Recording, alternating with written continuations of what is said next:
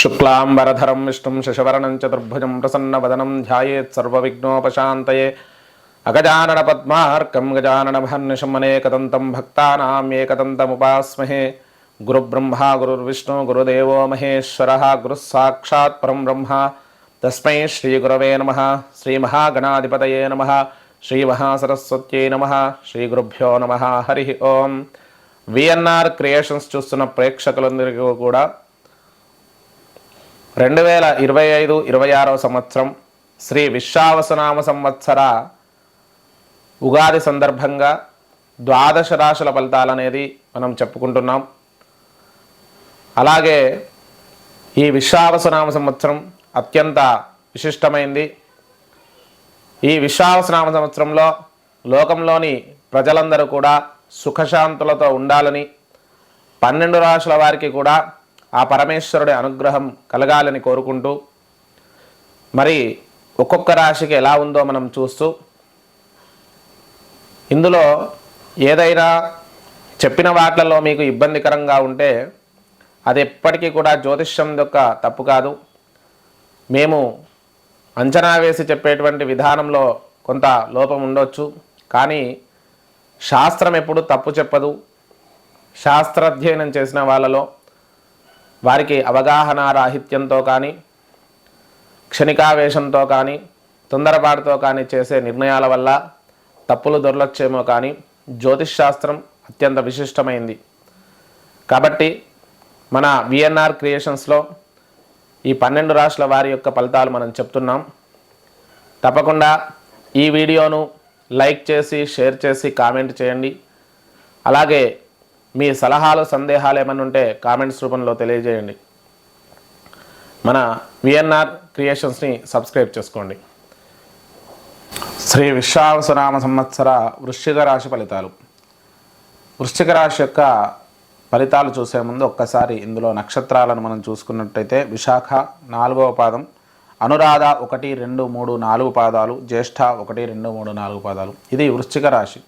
మరి ఇందులో మనకు ఆదాయం 2, వ్యయం 14, అలాగే రాజపూజ్యం 5, అవమానం 2. ఆదాయం కంటే వ్యయం చాలా ఎక్కువగా ఉంది, అలాగే రాజపూజ్యం ఎక్కువగా ఉంది, అవమానం తక్కువగా ఉంది. ఇది మనం గమనించవచ్చు.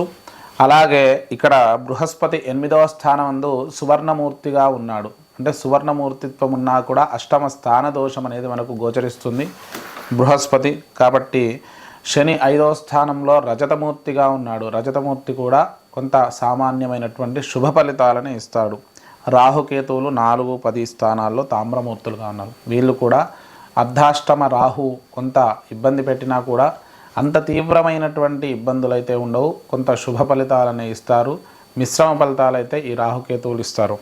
ఆ కుజుడు అయితే 9, 10, 11, 12 అలాగే జన్మ, ద్వితీయ, తృతీయాల్లో సంచరిస్తున్నాడు ఈ సంవత్సరం అంతా. కుజుడు కూడా కొంత మిశ్రమమైనటువంటి ఫలితాలని మనకు సూచిస్తున్నాడు. ఇక్కడ మనం చూసుకున్నట్టయితే ముఖ్యంగా మనము ఒక్కొక్క విషయాన్ని విశ్లేషించే ముందు ఒకసారి ఈ వృశ్చిక రాశి యొక్క విశేషమైనటువంటి ఫలితాలను మనము ఒకసారి చూద్దాం. వృశ్చిక రాశి వీరి యొక్క వ్యక్తిత్వం ఎలా ఉంటుంది అంటే, కొంత ఎదుటివారితో సామాన్యమైనటువంటి దృష్టితో ఉండడం, కొంత ఆధిపత్య ధోరణి, కఠినమైనటువంటి నిర్ణయాలు తీసుకోవడం, కఠినంగా ఉండడం అనేది కొంత వీరి వ్యక్తిత్వంలోనే ఉంటుంది. ప్రేమతో ఉన్నా కూడా లోపల బయట మాత్రం కఠినత్వాన్ని చూపిస్తూ ఉంటారు. ఇక్కడ వీరి గురించి మనం చూసుకుంటూ, వృశ్చిక రాశి వారు ఆరోగ్యరీత్యా ఈ వృశ్చిక రాశి వారికి అష్టమ బృహస్పతి వల్ల దీర్ఘకాలిక వ్యాధుల వల్ల కొంత ఇబ్బందులు తలెత్తే అవకాశం సూచిస్తుంది. ముఖ్యంగా షుగర్ లాంటి వ్యాధులు ఉన్నవారు కొంత జాగ్రత్తగా ఉండాలి. ఏదైనా సమస్య వచ్చినప్పుడు శీఘ్రంగా వైద్య సేవ తీసుకోవడం మంచిది. వీరి అలసత్వం వల్ల ఆరోగ్య విషయంలో తీవ్రత అనేది కొంత పెరగడం, దానివల్ల కొంత ఇబ్బంది పడడం అయితే జరుగుతుంది. అలాగే రాహువు చతుర్థంలో ఉండడం కూడా కొంత ఇబ్బందికరంగా ఉండే అవకాశం ఉంది. చిన్న చిన్న అనారోగ్య సమస్యలు, వాహనాలు నడిపేటప్పుడు కూడా కొద్దిగా జాగ్రత్తగా ఉండండి. విద్యాపరమైన విషయాలలో వీరికి అద్భుతమైనటువంటి విజయాలను దక్కించుకునే అవకాశం వృశ్చిక రాశి వారికి సూచిస్తుంది. పంచమ శని అలాగే బృహస్పతి కూడా పంచమాధిపతి కాబట్టి విద్యార్థులకు కొన్ని ఆటంకాలు ఎదురైనా కూడా విజయాలను సాధించి విజయాలను పొందే అవకాశం ఎక్కువగా సూచిస్తుంది. ఇక మంచి విజయాలతో పాటు మంచి పేరు ప్రతిష్టలు కూడా పొందుతారు. ఆర్థిక పరంగా చూసుకున్నట్టయితే కొంత మిశ్రమంగా ఉంటుంది ఈ సంవత్సరం అంతా. ఆశించినంత గొప్పగా ఉండదు, ఎందుకంటే ఆదాయ వ్యయాల్లోనే మనకు అర్థమవుతుంది. ద్వితీయ చతుర్దశాలు అంటే 2-14 ఉంది. అలాగే ఇక్కడ కూడా ధనాధిపతి ద్వితీయాధిపతి వచ్చేసి అష్టమ స్థాన సంచారం ఉంది. అలాగే లాభాధిపతి అయిన శుక్రుడు కూడా కొంత విలాసాలను చూపిస్తాడు. కాబట్టి వీరు ఆశించినంత గొప్పగా వీరి యొక్క ఆర్థిక పురోభివృద్ధి ఉండకపోవచ్చు, కొంత మిశ్రమంగానే ఉంటుందని చెప్పుకోవచ్చు.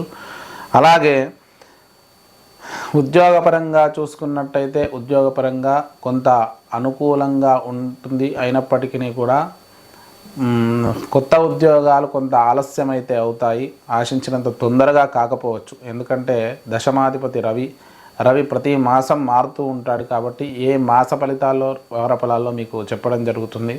ఇక్కడ గురువు మాత్రం ఈ ఉద్యోగపరంగా అనుకూలించే అవకాశం తక్కువగా ఉంది. అష్టమ స్థానంలో శని మాత్రం ఉన్నా కూడా ఉద్యోగపరంగా శని ఉన్నతమైనటువంటి విలువలను చూపించడు. కాబట్టి కొంత సామాన్యమైనటువంటి స్థితే ఉంటుంది. అధిక శ్రమ అనేది ఎక్కువగా ఉంటుంది. రాజకీయ నాయకులకైతే మంచి విజయాలు దక్కించుకుందామని ఎంత కష్టపడ్డా కూడా సామాన్యమైనటువంటి స్థితి, మిశ్రమ ఫలితాలే కలిగే అవకాశం ఉంది.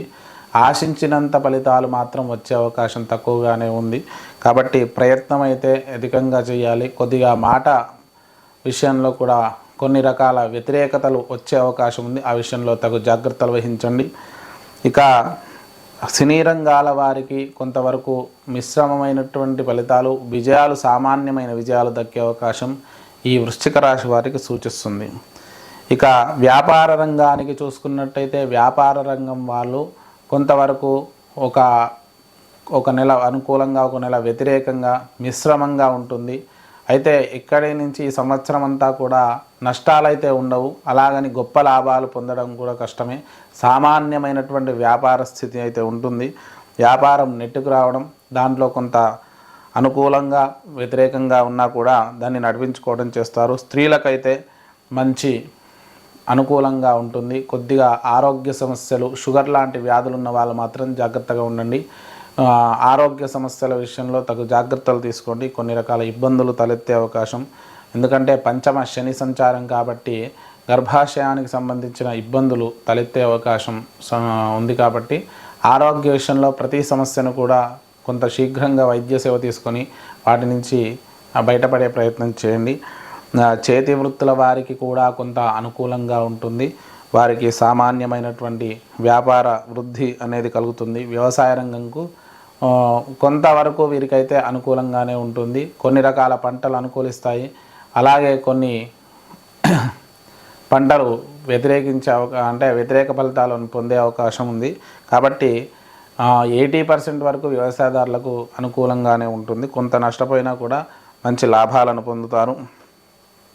ఇక కోర్టు వ్యవహారాలలో కొంత కుటుంబపరమైన చర్చలు, అలాగే కుటుంబపరమైన వ్యతిరేకతలు ఎదుర్కోవాల్సి రావడం, కొంత అశాంతత అనేది పొందడం అనేది గమనించవచ్చు. ఫైనాన్స్ రంగానికి సంబంధించి మంచి అభివృద్ధి కాలంగా చెప్పుకోవచ్చు. ఫైనాన్స్ రంగంలో అద్భుతమైనటువంటి అనుకూలతలు ఉంటాయి. ఫైనాన్స్లో లాభాలు రాకున్నా కూడా నష్టాలు అయితే ఉండవు, కొంత లాభాలు అయితే వచ్చే అవకాశం సూచిస్తుంది. స్థిరాస్తుల కొనుగోలు చేయాలా వద్దా అనుకుంటే మీరు దివ్యంగా నిర్మోహమాటంగా చేయొచ్చు. కొన్ని లీగల్ ఇష్యూస్ ఉంటాయి, వాటిని చూసుకొని ముందడుగు వేయండి. స్థిరాస్తుల వృద్ధి అయితే బాగుంటుంది. కాకపోతే మీరు తీసుకునే వాటిలలో కొన్ని లీగల్ ఇబ్బందులు తలెత్తే అవకాశం ఉంది. కాబట్టి ముందు జాగ్రత్త వహించి వాటి యందు పూర్తిగా ఆలోచించి నిర్ణయం తీసుకొని ముందడుగు వేయాలి. ఇక వివాహం అవుతుందా కాదా అని చూసుకుంటే వివాహం ఈ సంవత్సరం అయితే కొంత ఆలస్యమయ్యే అవకాశం ఉంది. ప్రస్తుతం వృశ్చిక రాశి వారికి గురుబలం తక్కువగా ఉంది.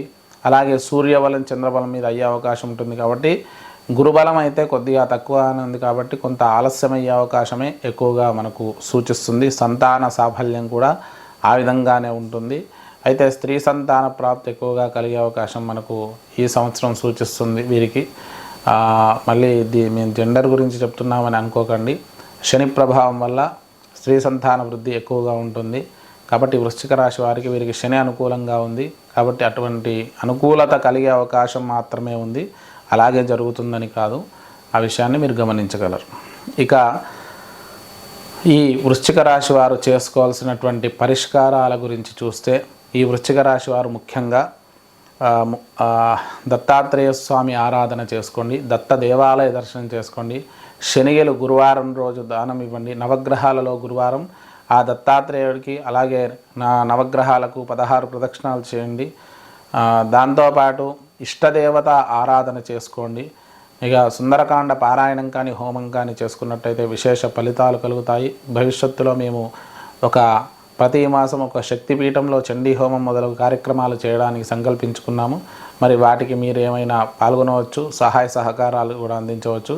అలాంటి మహోత్కృష్ట కార్యక్రమం 18 శక్తిపీఠాల్లో చేయాలని సంకల్పం ఉంది. అది కూడా మీకు చెప్తాము. ఎలాంటి గ్రహదోషాలున్నా కూడా దీనివల్ల పోతుంది, కాబట్టి అది కూడా మీరు గమనించగలరు. మరి ఇది మనకు విశ్వావసునామ సంవత్సరం వృశ్చిక రాశి యొక్క ఫలితాలు. శ్రీ విశ్వావసునామ సంవత్సరంలో మనం రాశుల ఫలితాలు చూస్తున్నాం కదా. మరి ఈ ఛానల్ చూసేవాళ్ళు మన వీడియోలను సబ్స్క్రైబ్ చేసుకోండి. ఈ వీడియోను లైక్ చేసి షేర్ చేసి కామెంట్ చేయండి. అలాగే కొత్తగా ఛానల్ చూస్తున్న వాళ్ళు మన విఎన్ఆర్ క్రియేషన్స్ని సబ్స్క్రైబ్ చేసుకోండి.